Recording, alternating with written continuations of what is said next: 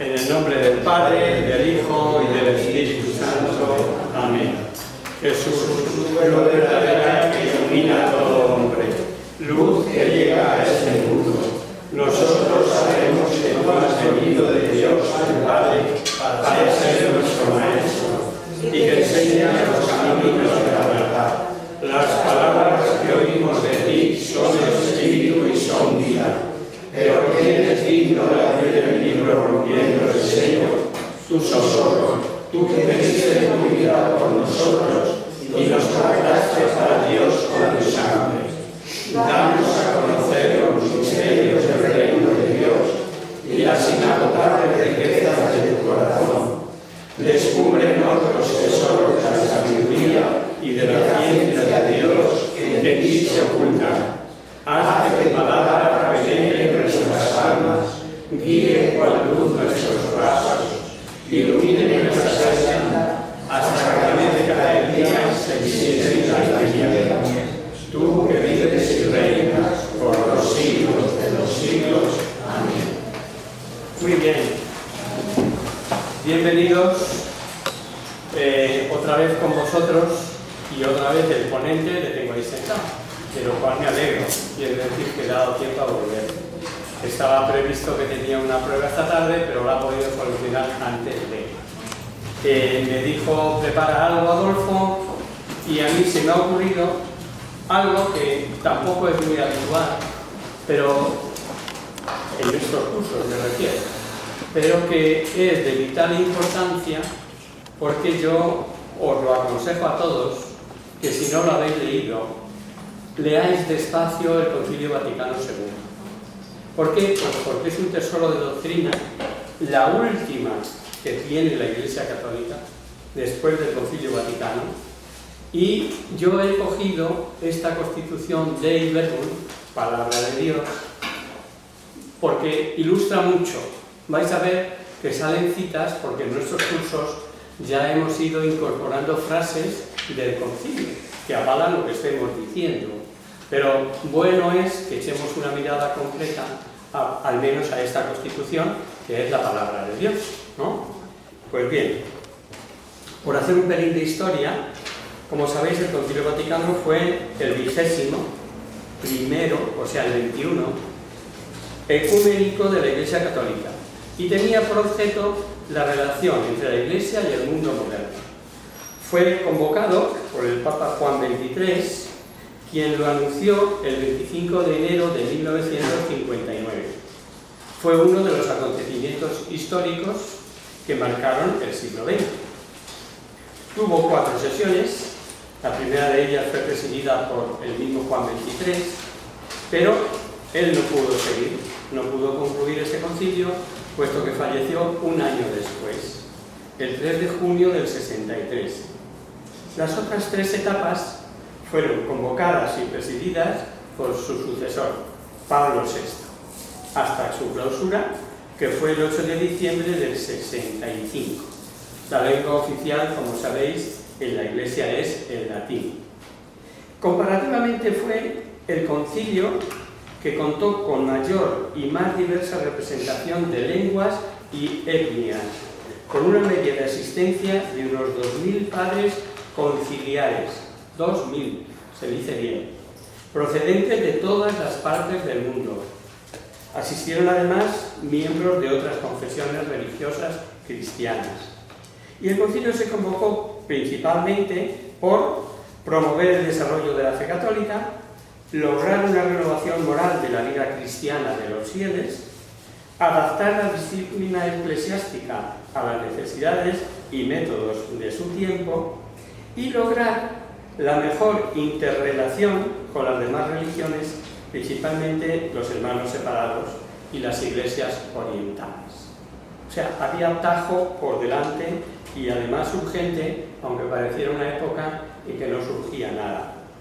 Añadir, esto ya ha salido varias veces, que el Santo Papa Juan XXIII convocó este concilio a instancias de su ángel de la guarda y que es completamente distinto a los concilios anteriores desde el momento en que él pidió a la cristiandad representado en sus fieles, en sus obispos, en sus asociaciones, que dijeran que en caso de convocar un concilio, ¿de qué querían que hablara? O sea, fijaros si cambia del todo la forma de convocar. Se pretendió que fuera una puesta al día de la Iglesia, renovando los elementos que más necesidad tuvieran de renovarse, revisando el fondo y la forma de todas sus actividades. Visto ahora ya, después del tiempo, hay que decir que el Papa Juan XXIII fue un gran emprendedor. O sea, con estas características fue eso, empeño en que eso había que hacerlo. Pretendió proporcionar una apertura de diálogo con el mundo moderno, actualizando la vida de la Iglesia, y no definió ningún dogma, incluso con nuevo lenguaje conciliatorio frente a problemas del momento y antiguos que estaban necesitando también de ese lenguaje. No vernos, según palabras del propio Papa, como contendientes, no emplea enemigos, en vez de contendientes, como hermanos en la fe que tienen que hablar. Así lo definía él. Consta de 16 documentos. A su vez, estos documentos están divididos en 4 constituciones, 3 declaraciones y 9 decretos. Entre esto, lo más importante, la Constitución. Son los documentos principales y fundamentales porque en ellos se contienen las grandes proposiciones doctrinales, los principios de reforma y renovación y las acciones pastorales. Y de las cuatro constituciones, fíjate, 2 de ellas sí son dogmáticas, una pastoral y la otra no tiene calificación. Y son, en primer lugar, la Dei Verbum, la Constitución dogmática sobre la divina revelación, la Lumen Gentium, Constitución dogmática sobre la Iglesia, importantísima también, Sacrosanto Concilio, que modificó todo sobre la liturgia, es una constitución sobre la liturgia, y la Gaudium et Spes, traducido al lenguaje nuestro, la Constitución pastoral sobre la Iglesia en el mundo actual. Y vamos con la que pretendemos desmenuzar un poquito, la Dei Verbum, sobre la divina revelación. Dice el proemio: el Santo Concilio, escuchando religiosamente la palabra de Dios y proclamándola confiadamente, hace suya la frase de San Juan, no os voy a mandar leer, cuando dice, es de la primera carta, capítulo 1, versículos de 2 a 3. Os anunciamos la vida eterna que estaba en el Padre y se nos manifestó. Lo que hemos visto y oído, os lo anunciamos a vosotros, a fin de que viváis también en comunión con nosotros y esta comunión nuestra sea con el Padre y con su Hijo Jesucristo. De aquí arranca esta Constitución. Por tanto, siguiendo las huellas de los dos grandes concilios antiguos, el de Trento y el Vaticano I, se expone y propone la doctrina genuina sobre la divina revelación y sobre su transmisión para que todo el mundo, oyendo, crea, el anuncio de salvación, creyendo, espere y esperando, ame. La Constitución de Verbum, os lo he puesto ahí, se presenta en 6 capítulos. Vamos a ver lo que me da tiempo a ver. Como es un tema sin fecha, pues aunque se nos quede un poco, pues ya habrá otro momento en que lo podamos ver. O os enciende las ganas de ir y leerlo vosotros. La revelación en sí misma, la transmisión de la revelación divina, la inspiración en la Sagrada Escritura y su interpretación, el Antiguo Testamento obviamente, el Nuevo Testamento y, en sexto lugar, la Sagrada Escritura en la Iglesia. Bueno, tiene luego un proemio, un epílogo, que es un resumencito pequeño, ¿no? Empezamos por el primero. Naturaleza y objeto de esta revelación, viendo el punto 1 de la revelación en sí misma. Dice, dispuso Dios, en su sabiduría, revelarse a sí mismo y dar a conocer el misterio de su voluntad, mediante el cual los hombres, por medio de Cristo, Verbo encarnado, tienen acceso al Padre en el Espíritu Santo, y se hacen consortes de la naturaleza divina. En consecuencia, por esta revelación, Dios invisible habla a los hombres como amigos, movidos por su gran amor, y mora con ellos, para invitarlos ¿a qué? A la comunicación consigo y recibirlos en su compañía. Este plan de revelación se realiza con hechos y palabras perfectamente conectados entre sí, de forma que las obras realizadas por Dios en la historia de la salvación manifiestan y confirman la doctrina en los hechos significados por las palabras. Y las palabras, por su parte, proclaman las obras y esclarecen el misterio contenido en ellas. Pero la verdad íntima acerca de Dios y acerca de la salvación humana se nos manifiesta por la revelación de Cristo, que es a un tiempo mediador y plenitud de la revelación, o lo que es el que emite el mensaje y el propio mensaje. El revelador y la revelación es Cristo. Hay primero una preparación de la revelación evangélica. Dios, creándolo todo y conservándolo por su verbo, da a los hombres testimonio permanente de sí en las cosas creadas, como dice la carta de Pablo a los Romanos, y queriendo abrir el camino de la salvación sobrenatural, se manifestó además personalmente a nuestros antepasados ya desde el principio. Y después de su caída, alentó en ellos la esperanza de la salvación, con la promesa de la redención. Estamos hablando, evidentemente, del protoevangelio. Y tuvo incesante cuidado del género humano para dar la vida eterna a todos los que le buscan, con buena disposición, con perseverancia en las buenas obras. En su tiempo llamó a Abraham para hacerlo padre de un gran pueblo, al que luego instruyó por los patriarcas, por Moisés, por los profetas, para que lo reconocieran Dios único, vivo y verdadero, Padre providente y justo juez, para que esperaran el Salvador prometido, y de esta forma, a través de los siglos, fue preparando el camino del Evangelio. Pero en Cristo culmina la revelación, después que Dios habló muchas veces y muchas maneras por los profetas. Últimamente, en estos días, nos habló por su Hijo. ¿De dónde es esta cita para los veteranos? Hebreos 1:1, que nos la sabemos de memoria. Pues envió a su Hijo, es decir, al Verbo Eterno, que ilumina a todos los hombres para que viviera entre ellos y les manifestara los secretos de Dios. Jesucristo, pues, el Verbo hecho carne, hombre enviado a los hombres, habla con palabras de Dios. Lleva a cabo la obra de la salvación que el Padre le confió.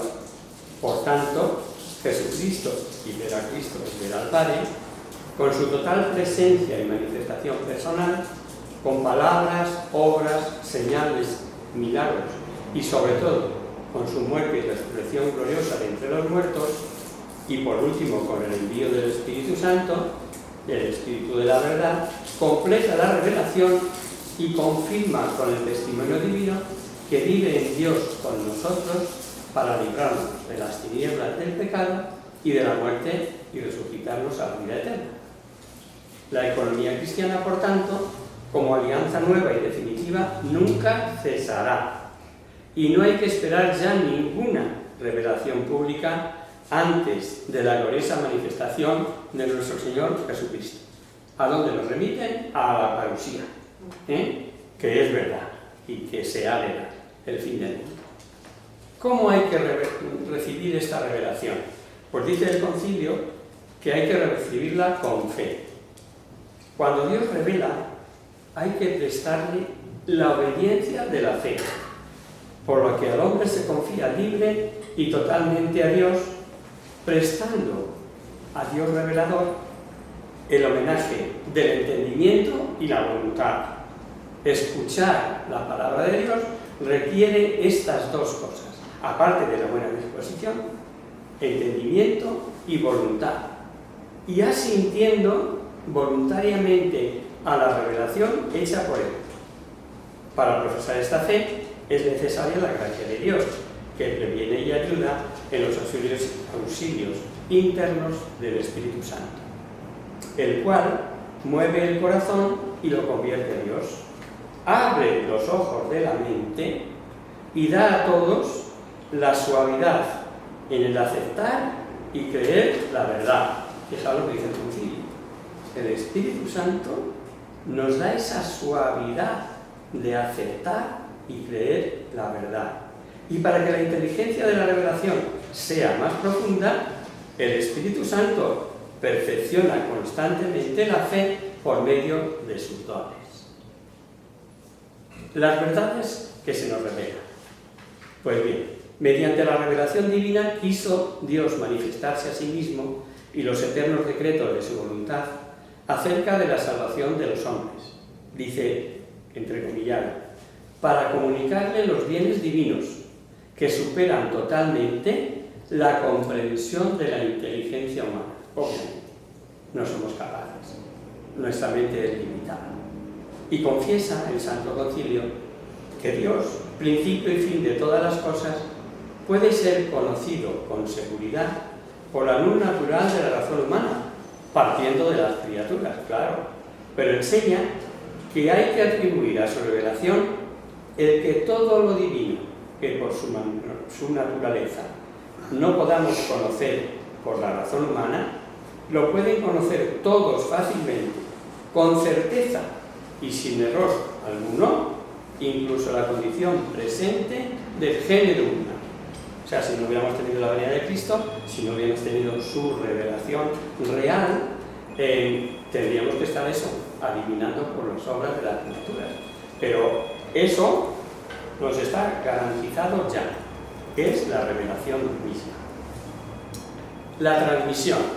Esto, cuando hemos hecho este curso de Introducción a la Sagrada Escritura, vais a ver que muchas frases de las que voy a leer se han sacado de aquí, ¿no?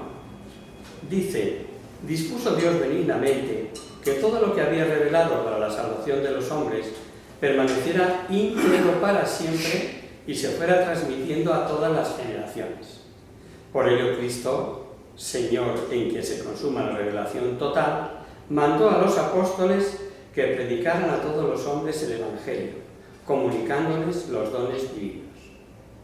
Este Evangelio, prometido por los profetas, lo completó Él y lo promulgó por su propia boca, como fuente de toda la verdad salvadora y de la ordenación de las costumbres, lo cual fue realizado fielmente tanto por los apóstoles, que en la predicación oral comunicaron con ejemplos e instrucciones lo que habían recibido por la palabra, por la convivencia y por las obras de Cristo, o habían aprendido por la inspiración del Espíritu Santo, como por aquellos apóstoles y varones apostólicos que bajo la inspiración del mismo Espíritu escribieron el mensaje de salvación. Claro, llama varones apostólicos el Concilio a todos los autores que no son los 4 evangelistas. Todo lo demás es también revelación. Mas para que el Evangelio se conservara constantemente íntegro y vivo en la Iglesia, dejaron los apóstoles como sucesores suyos a los obispos, entregándoles su propio cargo del magisterio. Si yo pregunto ahora quiénes son los apóstoles ahora, tendríamos que confesar los obispos.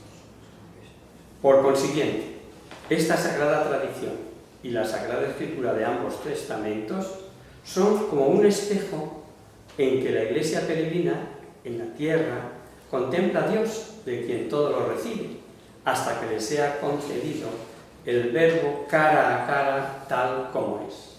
Llegará un día que le veremos tal cual es. La sagrada tradición, importante esto también, y lo recoge aquí obviamente esta Constitución de Idem. Así pues, la predicación apostólica, que está expuesta de un modo especial en los libros inspirados, debía conservarse hasta el fin de los tiempos por una sucesión continua. De ahí que los apóstoles, comunicando lo que ellos mismos han recibido, amonestan a los fieles que conserven las tradiciones que han aprendido o de palabra o por escrito, y que sigan combatiendo por la fe que se les ha dado una vez para siempre. Ahora bien, lo que enseñan los apóstoles encierra todo lo necesario para que el pueblo de Dios viva santamente y aumente su fe.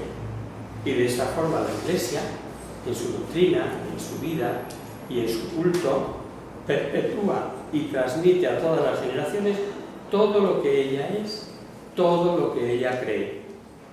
Esta tradición, que deriva de los apóstoles, progresa en la Iglesia con la asistencia del Espíritu Santo, puesto que va creciendo en la comprensión de las cosas y de las palabras transmitidas, ya por la contemplación, ya por el estudio de los creyentes que meditan en su corazón, o ya por la percepción íntima que experimentan en las cosas espirituales, o por el anuncio de aquellos que con la sucesión del episcopado recibieron el carisma cierto de la verdad. Es decir, la Iglesia, en el transcurso de los siglos, tiende constantemente a la plenitud de la verdad divina, hasta que en ella se cumplan las palabras de Dios. Las enseñanzas de los santos padres testifican la presencia viva de esta tradición, cuyos tesoros se comunican a la práctica y a la vida de la Iglesia creyente y orante. Y por esta tradición conoce la Iglesia el canon íntegro de los libros sagrados, y la misma Sagrada Escritura va conociendo en ella más a fondo y se hace incesantemente operativa. Y de esta forma, Dios, que habló en otro tiempo, habla ahora sin intermisión con la esposa de su amado Hijo, y el Espíritu Santo, por quien la voz del Evangelio resuena viva en la Iglesia, y por ella en el mundo entero va induciendo a los creyentes en la verdad entera y hace que la palabra de Cristo habite en ellos abundantemente. Otra cita evangélica de Colosenses, ¿no? ¿Qué relación hay entre la Sagrada Escritura y la Sagrada Tradición? También lo recoge la Constitución. Y dice, pues, la tradición y la Sagrada Escritura están íntimamente unidas y compenetradas, porque surgiendo ambas de la misma divina fuente, se funden en cierto modo y tienden a un mismo fin, ya que la Sagrada Escritura es la palabra de Dios en cuanto se consigna por escrito bajo la inspiración del Espíritu Santo, y la Sagrada Tradición transmite íntegramente a los sucesores de los apóstoles la palabra de Dios a ellos confiada por Cristo Señor y por el Espíritu Santo, para que con esa luz del Espíritu de la verdad la guarden fielmente, la expongan y la difundan con su predicación, de donde se sigue que la Iglesia no deriva solamente de la Sagrada Escritura su certeza acerca de todas las verdades reveladas. Por eso se han de recibir y venerar ambas, la tradición y la Escritura, con el mismo espíritu de piedad. Relación de una con toda la Iglesia y con el Magisterio. La Sagrada Tradición y la Sagrada Escritura constituyen un solo depósito sagrado de la palabra de Dios, confiado a la Iglesia.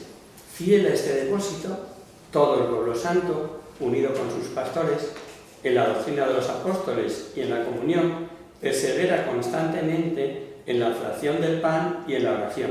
Y esto desde el origen. Fijaos, no dice en la Escritura, o sea, no dice en la Sagrada Eucaristía, desde la fracción del pan y la oración. Ya sabéis que esta cita es de los Hechos de los Apóstoles, que lo conocemos. De suerte que prelados y fieles colaboran estrechamente en la conservación, en el ejercicio y en la profesión de la fe recibida. Pero el oficio de interpretar auténticamente la palabra de Dios, escrita o transmitida, ha sido confiado únicamente al magisterio vivo de la Iglesia, cuya autoridad se ejerce en el nombre de Jesucristo. Y este magisterio, evidentemente, no está sobre la palabra de Dios, sino que la sirve, enseñando solamente lo que ha sido confiado por mandato divino y con la asistencia del Espíritu Santo la oye con piedad, la guarda con exactitud y la expone con fidelidad. Y de este único depósito de la fe saca todo lo que propone como verdad revelada por Dios y que se ha de creer. Por tanto, es evidente que la Sagrada Escritura, la Sagrada Tradición y el magisterio de la Iglesia, según el designio sapientísimo de Dios, están entrelazados, pero de tal forma que no se puede explicar uno sin otro. Fijaos si es importante y trascendente el marrón que tienen los obispos, si lo hacen como tienen que hacer, porque en ellos se deposita todo. Damos un pasito más. Inspiración divina de la Sagrada Escritura y su interpretación. Las verdades reveladas por Dios que se contienen y manifiestan en la Sagrada Escritura se consignaron por inspiración del Espíritu Santo. La Santa Madre Iglesia, según la fe apostólica, tiene por santos y canónicos los libros enteros del Antiguo y Nuevo Testamento, con todas sus partes, porque escritos bajo la inspiración del Espíritu Santo, tienen a Dios como autor y como tales se les ha entregado a la misma Iglesia. Pero en la redacción de los libros sagrados, Dios eligió a hombres, utilizando sus propias facultades y medios, de forma que obrando en ellos y por ellos, escribieron como verdaderos autores todo y solo lo que Él quería. Esta cita ya la habéis oído más de una vez, porque hemos recurrido a ella cuando hemos hecho introducción a Sagrada Escritura.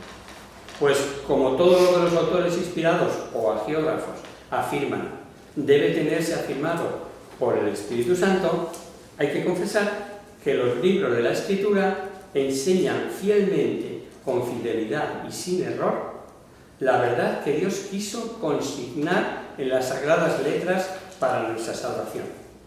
Así pues, la Escritura es divinamente inspirada y útil para enseñar, para arguir, para corregir, para educar en la justicia, a fin de que el hombre de Dios sea perfecto y equipado para toda obra buena.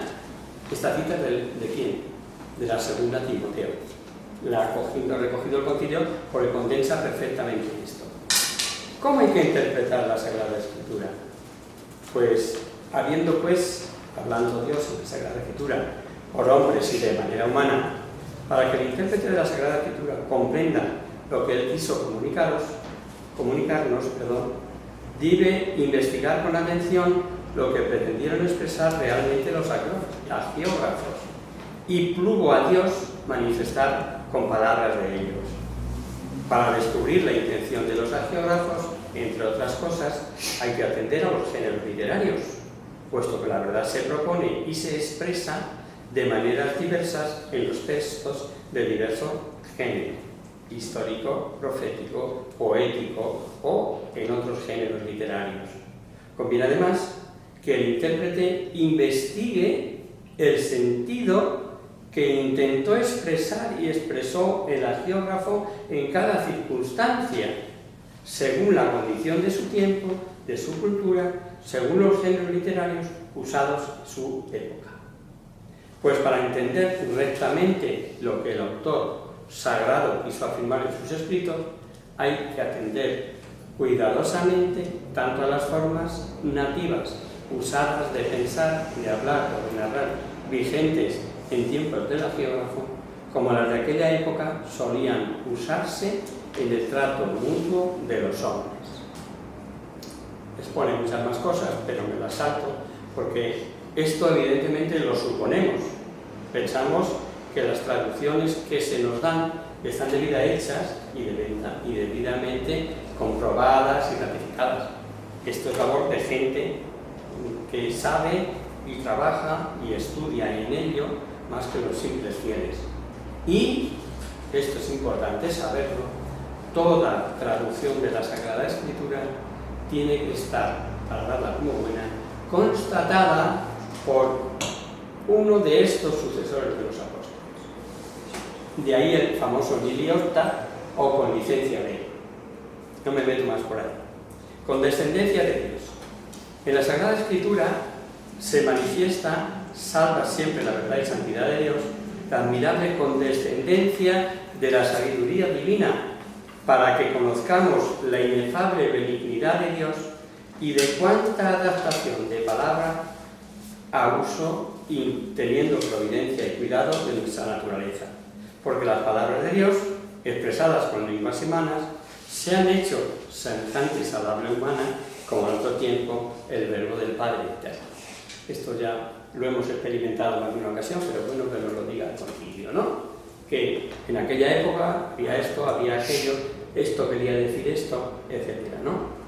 Pero ahí lo que resalta el concilio es la condescendencia de Dios. Como siendo todo un Dios, se abaja, es capaz de meterse en el alma del escritor para con las palabras de ese momento y como se ve, diga lo que es la verdad. Es otro regalazo de Dios que si no lo habíamos pensado ninguna vez, pensad que hasta con la Sagrada Escritura el Señor nos está regalando su modo de actuar. Y el Antiguo Testamento. La historia de la salvación consignada en los libros del Antiguo Testamento es que Dios amantísimo, buscando y preparando solicitamente la salvación del género humano, con singular favor se eligió un pueblo a quien confió sus promesas. Hecho pues el pacto con Abraham, con el pueblo de Israel, por medio de Moisés, de tal forma se reveló con palabras y obras a su pueblo elegido como el único Dios verdadero y vivo, que Israel experimentó cuáles eran los caminos de Dios con los hombres y hablando el mismo Dios por los profetas, los entendió más hondamente y con más claridad de día en día y los difundió ampliamente entre las gentes. La economía, pues, de la salvación preanunciada, narrada y explicada por los autores sagrados, se conserva como verdadera palabra de Dios en los libros del Antiguo Testamento. Por lo cual, estos libros inspirados por Dios conservan un valor perenne. Esto yo no me canso de repetirlo y de quitar miedos a la gente, cuando se acercan sobre todo por primera vez a la palabra de Dios. Yo donde entiendo a Dios es en el Nuevo Testamento. Eso del Antiguo Testamento me suena a tal, a cual, y enumeran los adjetivos que ellos quieren darle a Dios por no entender. Pues no, tienen nuestra veneración, pues todo cuanto está escrito para nuestra enseñanza, estas son palabras de Pablo a los romanos, fue escrito a fin de que por la paciencia y por la consolación de las Escrituras estemos firmes en la esperanza. Por tanto, para los cristianos tiene muchísima importancia el Antiguo Testamento. La economía del Antiguo Testamento estaba ordenada sobre todo para preparar, anunciar proféticamente y significar con diversas figuras la venida de Cristo Redentor universal y la del reino mesiánico. Mas los libros del Antiguo Testamento manifiestan a todos el conocimiento de Dios y de los hombres, y las formas de obrar de Dios justo y misericordioso con los hombres, según la condición del género humano en los tiempos que precedieron a la salvación establecida por Cristo. Estos libros, aunque contengan también algunas cosas imperfectas y adaptadas a sus tiempos, demuestran la verdadera pedagogía divina. Por tanto, los cristianos han de recibir devotamente estos libros que expresan el vivo sentimiento de Dios y en los que se encierran sublimes doctrinas acerca de Dios y una sabiduría salvadora sobre la vida del hombre y tesoros admirables de oración en los que por fin está latente el misterio de nuestra salvación.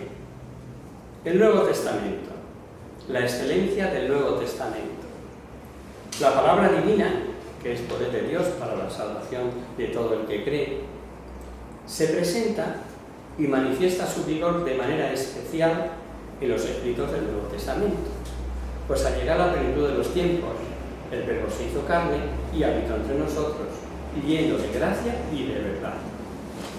Cristo instauró el reino de Dios en la tierra, manifestó a su Padre y a sí mismo con obras y palabras, y completó su obra con la muerte, resurrección y gloriosa asunción, y con la misión del Espíritu Santo. No lo olvidemos, esto lo tenemos ahora muy recientes porque están encadenadas las fiestas: Pentecostés, Espíritu Santo, Ascensión, Trinidad, Corpus, vienen ahora cada domingo, ¿no? Levantado de la tierra, atrae a todos hacia sí mismo. Él es el único que tiene las palabras de vida eterna. Pero este misterio no fue descubierto a otras generaciones, como es revelado ahora a sus apóstoles y profetas en el Espíritu Santo, para que predicaran el Evangelio, suscitaran la fe en Jesucristo Señor y congregaran la Iglesia. De todo lo cual, los escritos del Nuevo Testamento son un testimonio perenne y divino.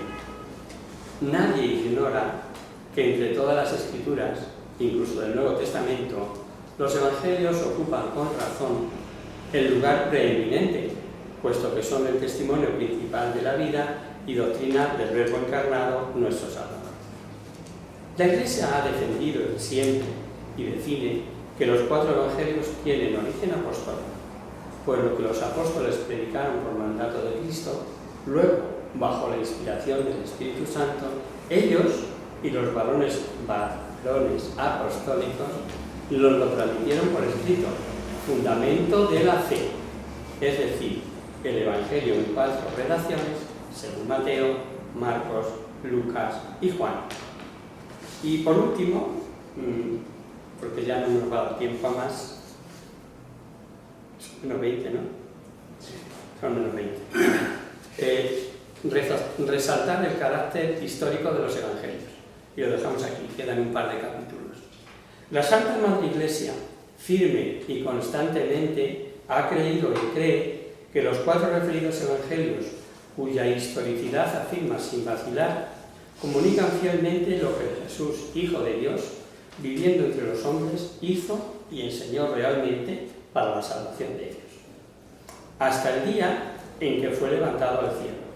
Los apóstoles, ciertamente, después de la ascensión del Señor, predicaron a sus oyentes lo que Él había dicho y obrado, con ella crecida inteligencia de la que ellos gozaban, amaestrados por su conocimiento glorioso de Cristo y por la luz del Espíritu de la verdad.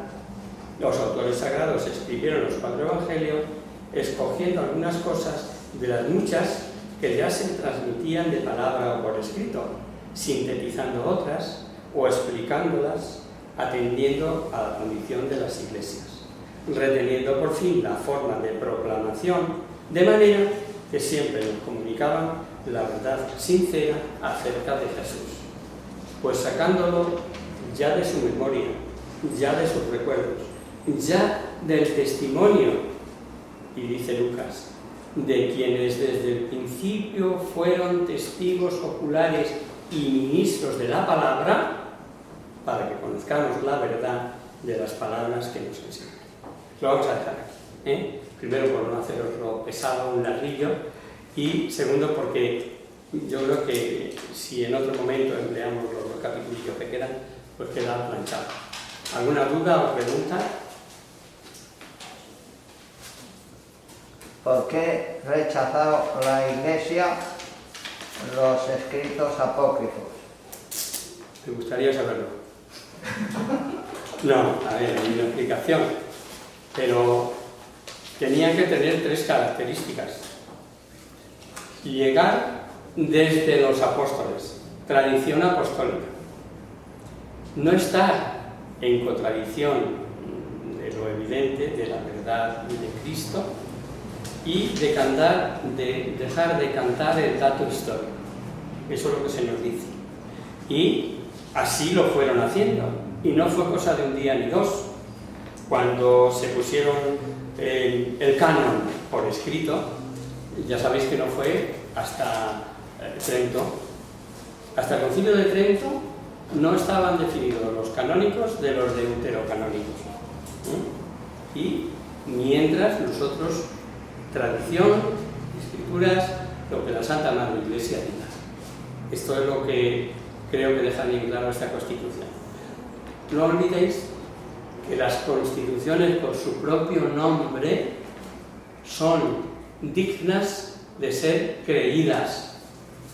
O sea, de decretos, constituciones, exhortaciones, declaraciones, de todo eso. Ya os he dicho que hay no sé cuántos documentos, ¿no? Y si son constituciones dogmáticas, más. Si son dogmáticas, es que estás obligado a creerlas. Constituciones, decretos, declaraciones y exhortaciones. O sea, ya te digo, hay nada más y nada menos que 16 documentos, todos importantísimos.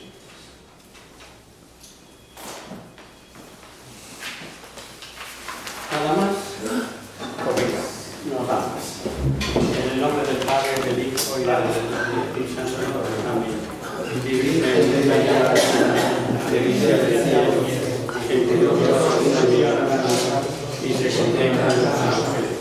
Haz que nosotros, tus hijos, nos hagamos y que nuestras almas reciban una rayo